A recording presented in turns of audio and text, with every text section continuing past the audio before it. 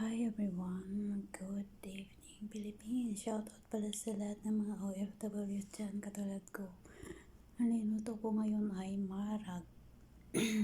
In English, salona. Baka nandito na yung amo ko.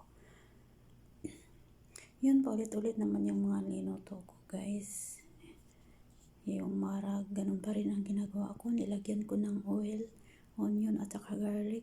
Tapos nilagay ko yung manok.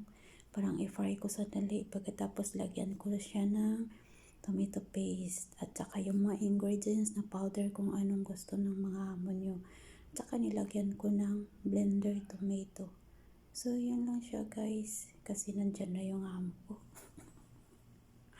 Pwede ninyo tingnan doon sa pakitingin na lang doon sa YouTube channel ko. See you. Nandito na kasi amo ko. Kaya hindi na ako makasalita. Hi guys, good afternoon, good evening Philippines. Shout out sa inyo dyan. Makabidyo lang pala ako sandali kasi umalis yung amo ko. Nagkuha ng alaga ako, papauwi na yun ngayon. So, bumalik siya kanina, ewan ko ilang oras lang, trabaho pa lang 3 oras lang. So shout out pala sa inyo dyan. Ang niluto ko ngayon is I'm cooking marag chicken or salona. So, bilis-bilisan ko lang guys, baka maabutan ako ng malay ko.